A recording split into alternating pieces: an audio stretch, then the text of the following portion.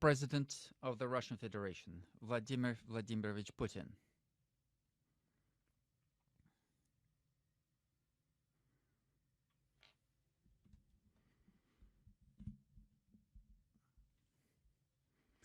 Thank you.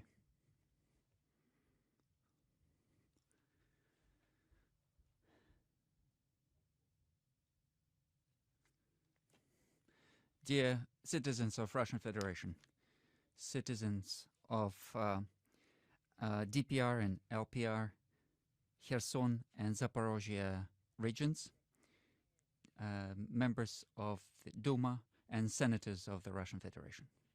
As you know, in Donetsk and Luhansk People's Republic, in Kherson and Zaporizhzhia region, we had referendums. The results have come through, and the results are known. People have made their choice, and it's a definitive choice. Today we are signing the decree on accepting LPR, DPR, Zaporizhzhia and Kherson region.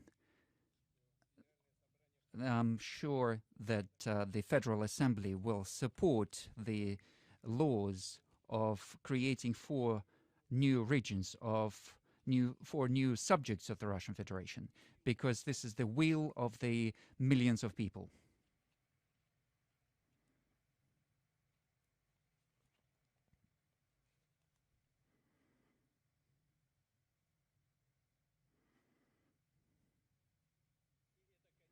And of course, this is their right, their integral right, which is emphasized in the principles of United Nations. It's the self-determination of people. It's the right that is based on the historical unity which was defended by generations of our people who for generations protected Russia. Rumyantsov, Suvorov and Ushakov fought in Belarus. Yekaterina II and Potemkin fought, and also our grandfathers and great-grandfathers fought in the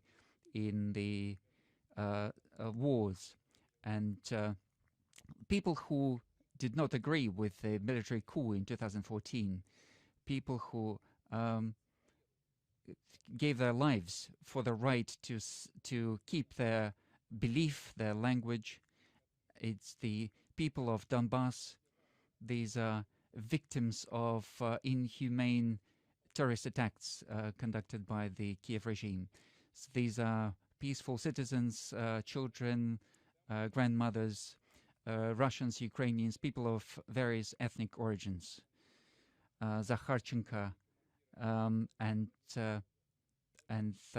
Izhoga and Olga Nichura and the other heroes of this, the Murgamedov, who was a military who died heroically. All the heroes of the special military operation, they are heroes. They're heroes of the Great Russia. And we would like to observe a minute of silence in their honor.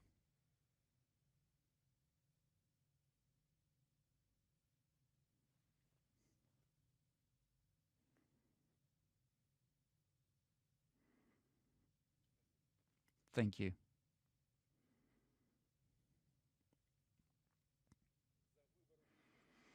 The choice of millions of people of LPR and DPR, Zaporizhzhia and Kherson regions,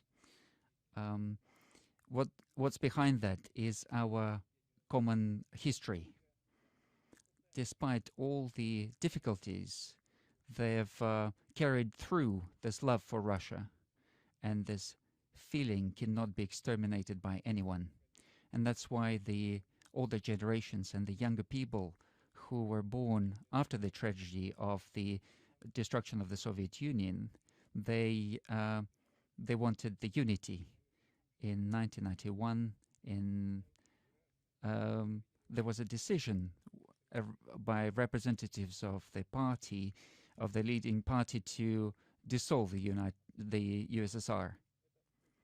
And this has created destroyed the connections between different parts of our country, and the last heads of the Soviet Union went against the will of the people of the Soviet Union and broke that country into smaller countries. They just informed the people about that without asking them. And we accept that they probably did not understand what they were doing, and they did not understand the consequences this would lead to. But this is not important anymore. Soviet Union is no longer there. We cannot return to the past. And for Russia, we don't need this anymore. We are not aiming for that. But there is nothing stronger than the decisive will of millions of people who, according to their culture, to their language, believe to be part of Russia. For generations, they lived in a single country, and there's nothing stronger than the will of these people to come back to their historic roots. For many years, the people in Donbass were subjected to genocide and shelling. And in Kherson, they tried to cultivate hatred for Russia. And lately, Kiev regime threatened death and punishment to teachers. And they were threatening repressions to the millions of people who supported Russia. But people from LPR, DPR, and Kherson and Zaporizhzhia expressed their will. And the real masters of Kiev regime in the West need to remember this. People from Kherson, DPR, LPR, and Zaporizhzhia become our citizens forever.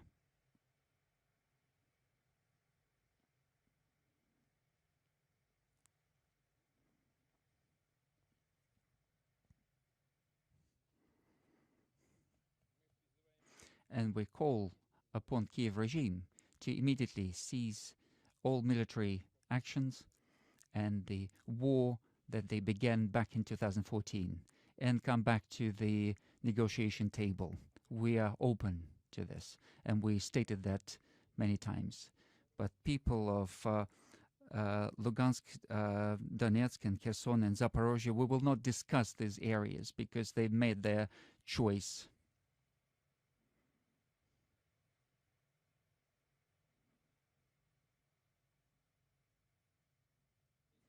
And today's Kiev authorities have to respect the expression of the will of these people. And this is the only path to peace. We will protect our land using all our forces, and we will do everything to ensure people's security. And this is the great liberating mission of our people. We will, of course, rebuild all destroyed towns, and we will build hospitals and theaters and schools, and we will continue developing infrastructure and industry. We will ensure healthcare and pension support, and of course we will increase levels of security. We will do everything for people in these regions to feel the support of all republics and all parts of this large motherland.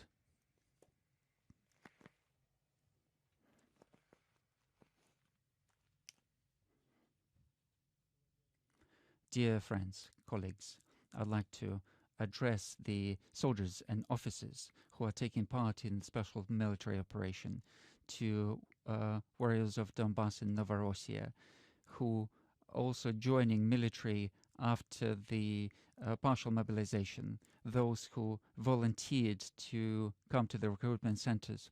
I would like to address their wives and children.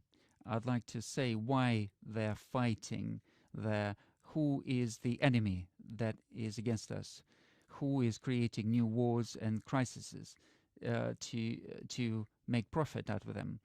our compatriots, our brothers and sisters in Ukraine, part of our people, saw with their own eyes what the leading circles in the West are preparing for the people in the world, and they have expressed their true nature in there, and and we will not. Uh, Back in 1991, the West believed that USSR will not come back, or Russia will not come back from that blow. And we had this awful 1990s.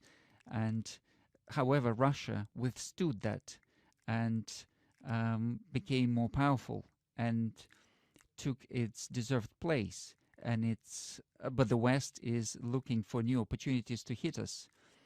And they always dreamt about breaking our state into smaller states who will be fighting against each other. They are not, they cannot be happy with this idea that there's this large country with all the riches, natural riches, and people who will never live under foreign oppression, and they are prepared to do everything using this neo-colonial system to rob all other countries in the world, and the whole humanity has to pay them some dues to this hegemon, and they've got this cruel motivation, and that's why they are very aggressive towards independent states. They're aggressive towards traditional values and cultures. They are trying to undermine international and integrational processes and new centers of technological development. It is critically important to them so that all countries surrender their sovereignty to the United States voluntarily. Some countries voluntarily agree to do this, and they voluntarily agree to become vassals of these states. Others are being destroyed and bullied. And after this, there are millions of broken lives and areas of social disturbance and so on. The only thing they want to have is their profit out of this, their greed, their desire to keep their unrestricted power. This is the reason of this hybrid war that the West is conducting against Russia. They want to see us a colony. They do not want to have cooperation on the basis of equality. They want to rob us. To them, our philosophy is a direct threat, and that's why they attempt to kill our philosophers. And our development and our livelihood is a threat to them. They do not need Russia. We need Russia.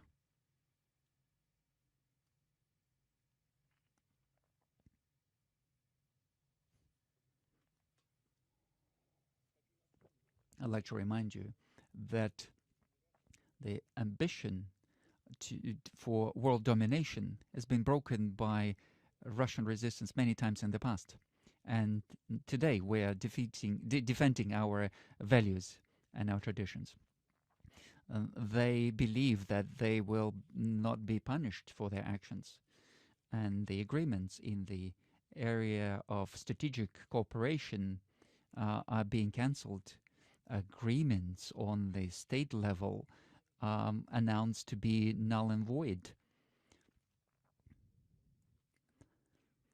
And the agreements that were there in the past are being completely cancelled, and the agreements on the non-proliferation of weapons are unilaterally cancelled. Who what are these rules that they're acting based on? Who saw those rules? Who agreed upon those rules? And we see that there are double standards, triple standards. They are just taking us for fools. Russia is a great country and it's a great civilization, and it's not going to continue to live under this false rules.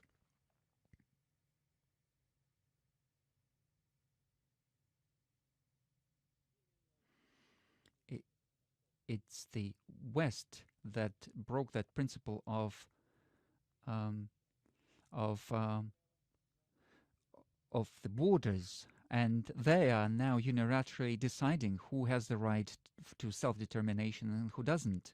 Why are they making that decision? Who gave them the right to decide that? That's why they're very angry at the choice of people in Crimea, Donetsk, Kherson, and Zaporizhzhia. That's why they believe that people do not have the right to have to self-determination. Their hegemony has got a character of totalitarian nature and militarism, and they believe that all these countries have to be joined to the list of barbarians who need to be fought against and oppressed. There's nothing new in this. The Western elites have always been like this. They have been colonizers, and they remain colonizers. They discriminate, and they distinguish between the first class of nations and second class nations. We never believed that, and that's why there is this Russophobia that is being spread all over these countries. The Western countries believe that their civilization and their neoliberal culture is the golden standard to everyone else. This sounds quite strange. Even the Western elites even believe that their own sins have to be accepted by everyone else.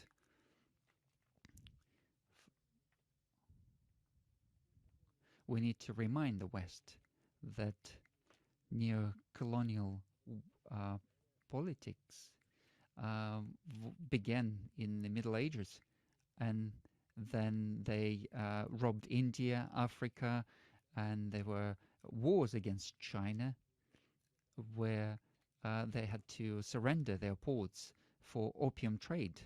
What they did subjected the whole nations to drug abuse and to other things, and they were effectively hunting people.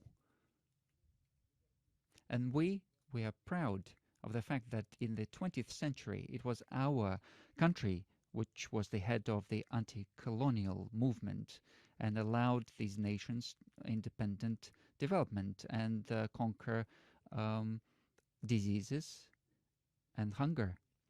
And one of the reasons for Russophobia and this anger from the Western elites is to do with the fact that we did not allow them to rob these formerly colonial countries further. And this was achieved by the fact that we were able to create a strong independent state which continued to strengthen on the basis of strong values of Christianity, Islam, and other religions. It's known that there were plans of intervention in Russia and at the beginning of 17th century, and these plans failed. And all of this was achieved at the end of 20th century when the state collapsed, and they pumped out trillions of dollars from this country using various schemes. We did not forget anything. In these days, in Donetsk and Lugansk, in Kherson and Zaporizhzhia, people spoke about their desire to restore our historic unity. Thank you.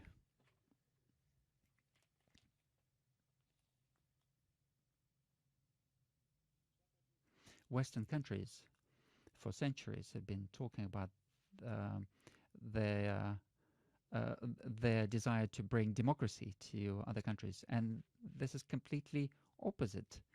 It's pressure and oppression and slavery and violence, and this world order is undemocratic and is void of liberty. U.S. is a country that used nuclear weapons twice. Um, Nagasaki and Hiroshima were the towns that were attacked by, um, and they ruined all these cities in Hamburg and Cologne in Germany without any military need, just to demonstrate without any military need necessity. They carpet bombed these cities in order to threaten the whole world and our country. And they carpet bombed Vietnam and used chemical weapons. And up to this day, they are occupying Korea, Japan, and Germany, in fact. And they are talking about them um, as their partners, as their allies. And we can see that the first people, the first leaders of these countries are being listened to.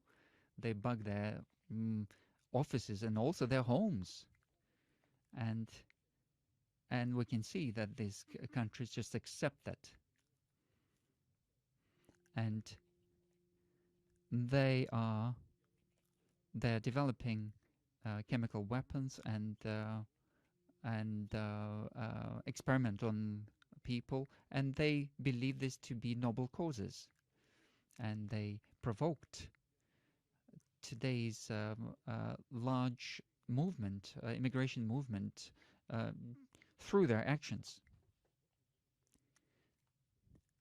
Now they are transporting wheat out of Ukraine. Where is it going? Under the pretext of ensuring food security for the poorest countries. Where is it actually going? It's going to Europe. Maybe 5%, less than 5% goes to the poorest countries.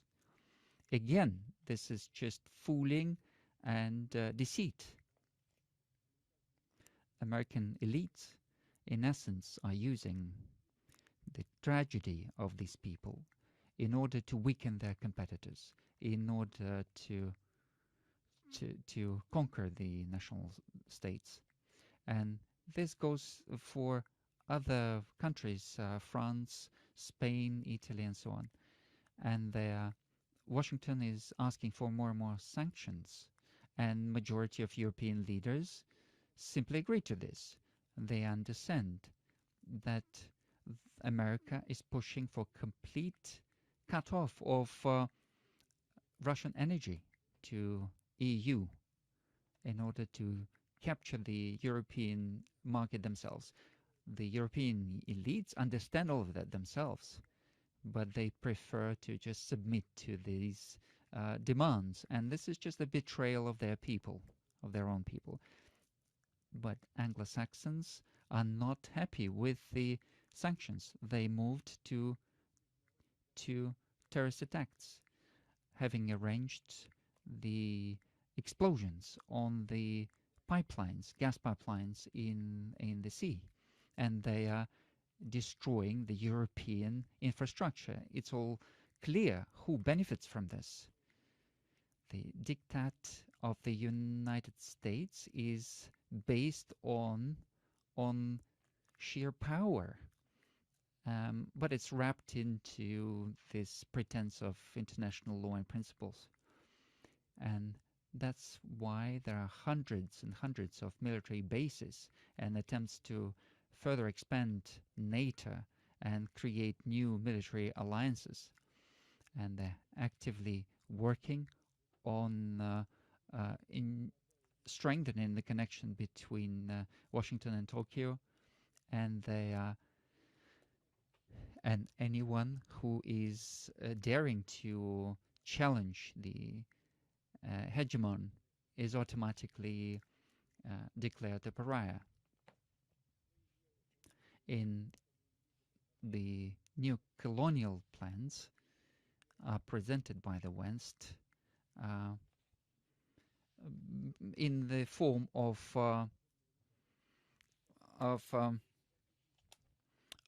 trying to contain other countries. But what that actually means is undermining any sovereign centers. We talked about containment. We know about containment of Iran, China, and other countries. We know that the current partners and current allies of the U.S. We know that whenever the U.S. doesn't like something, they introduce sanctions against their allies or partners. This is what's happening in practice, and this will continue. In their crosshairs, they've got everyone, including our closest neighbors, CIS countries. They started the sanction blitzkrieg against Russia, and they thought that they would order the whole world around using that. However, not everyone is excited about that. We see that political masochists and other people who like these non-traditional political relations, they refuse to cooperate with Russia, and we see that the West has the habit of brute force and trying to capture everything. But then they are frozen in the past. And this creates this concept of exceptionalism. But it also creates the culture of information starvation in the West. They have drowned the truth using very aggressive propaganda, like Goebbels. They say that the larger the deceit, the more people will believe it. They are printing money, but you can't feed anyone with this money. You cannot warm your homes with this money. What's very important is what we just said. You cannot feed people with this printed money. You need to have food. And this inflated capitalizations will not be able to feed anyone either. You need to have actual food. So politicians in Western Europe have to persuade their citizens to shower less, to eat less, and put on warm clothes. And those who disagree with this are announced as radicals, and they always point to Russia, saying this is the source of your troubles. And I would like to emphasize that there is the basis to believe that Western elites are not going to look for any ways out of current financial and food crisis, which happened due to their own fault. Their fault that they conducted, the actions that they have been conducting over the last few years. And they are not going to resolve problems of injustice, and they are going to steer towards their usual recipes. We see that the crisis of the beginning of the 20th century was resolved through the First World War, and we see that U.S. After going into recession was able to impose the dollar on the rest of the world. And we see that the crisis become more acute in the 70s or 80s of the last century. And we see that they have used and abused the resources of the disintegrated Soviet Union. And now they have their goal to break Russia at any cost. And they want to rob people of their riches to plug their own holes. And they will, if they succeed, they will try to lead the whole system into complete collapse. And they will try to write it off with a war. Russia understands its responsibility to international community. And it's obvious that today's neo-colonial model is doomed. But I would like to emphasize that the real masters will continue to fight to the end. They've got nothing else to offer apart from keeping that racketeering and robbing model that they've stuck to. And today they are moving to radical attack on basic values of family and so on. I would like to address all citizens of the country, not just those who are in this audience. I'd like to address everyone in Russia. Do we want here in Russia, in this country, do we want father and mother to be replaced by parent number one, parent number two? Are they crazy? Do we want in our schools, right from the early age, so the children are being advertised all these sexual deviations and so on, and where they're offered to change their gender and so on? Do we want any of that for our country? None of that is acceptable to us. We have our own future. The dictature of Western elites is aimed at subjugation of people of their own countries too. Everyone. Complete denial of people's rights, and they are moving towards the open satanism.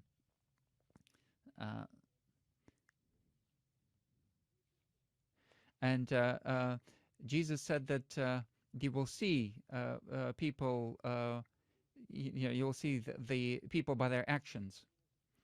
And we see that new centers of development are being formed now, and they represent the majority of humanity. And they are prepared not just to present an alternative, but also to defend their own sovereignty and gain true liberty and historic perspective, the right to their own development and to their own harmonious life. We've got a lot of people who support us, including in the US, and we feel their support in various societies and countries.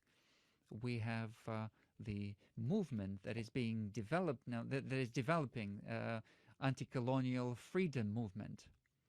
And this is the power that will determine the future political reality. Dear friends, today we are fighting for just and freedom path for ourselves, for Russia, for dictature and imposing of the will is left in the past. That nothing should be based on somebody's exceptionalism, on suppression of other cultures and countries. We have to turn over this page. The destruction of this Western hegemony is irreversible. The world will never be the same. And we are called by this history by our faith, to fight for historic Russia.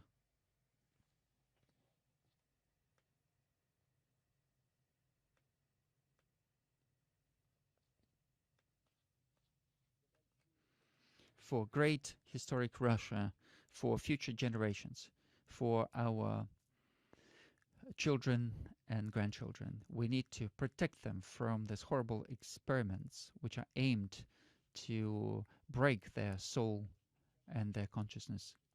We are fighting for our culture, for our language, so that it's impossible to just cancel it and remove it from history. We have to consolidate the whole society.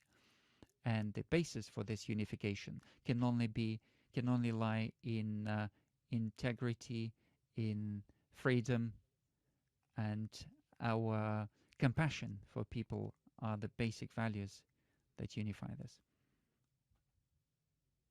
Ivan Alexandrovich Ilyin is a true patriot.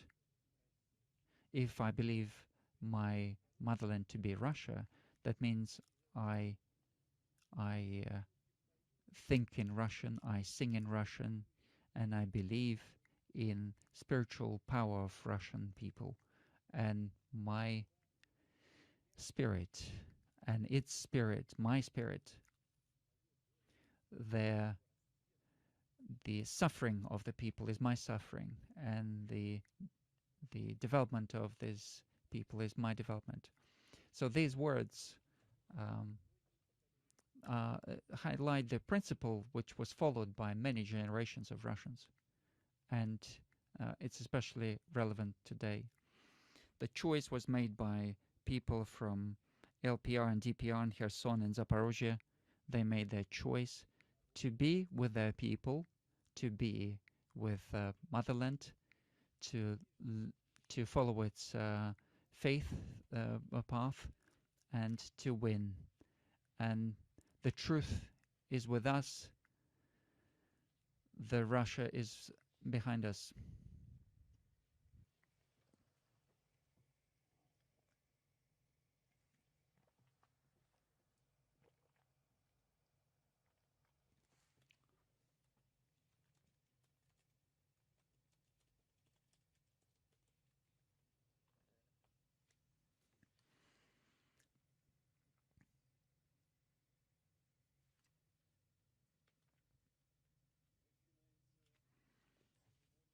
This ceremony of signing of documents is about to begin.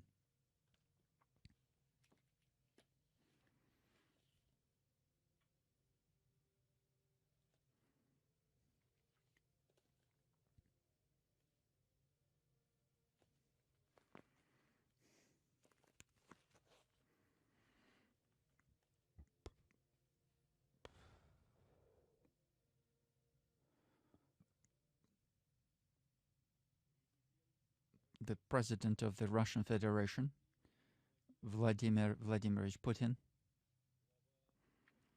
head of the Donetsk People's Republic, Denis Vladimirovich Pushilin, head of Luhansk People's Republic, Leonid Ivanovich Pasechnik,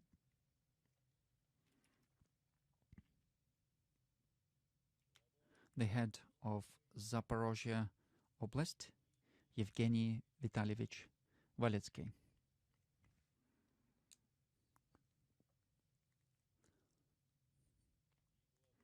The head of Kherson Oblast, Vladimir Vasilievich Salder.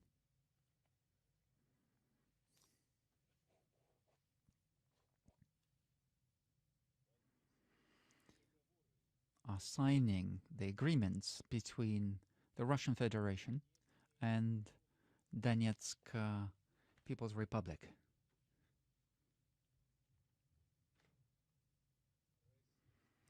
Russian Federation and Lugansk People's Republic.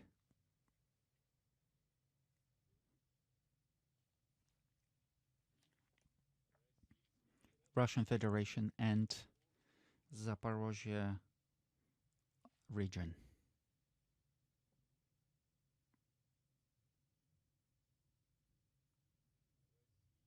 Russian Federation and Kherson region.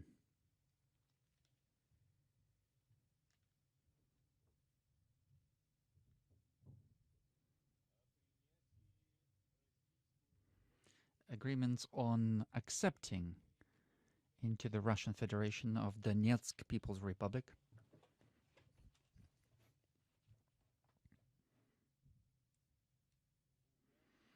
Luhansk People's Republic,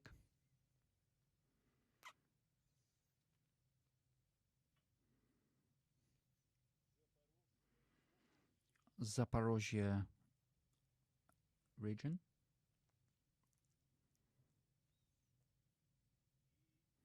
and Kherson region.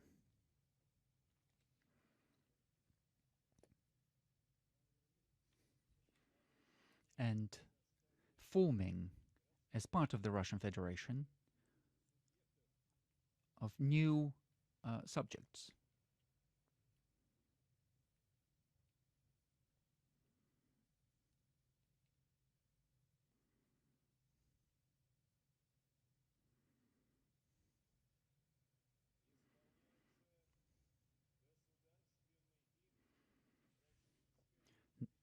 National anthem of the Russian Federation is being played.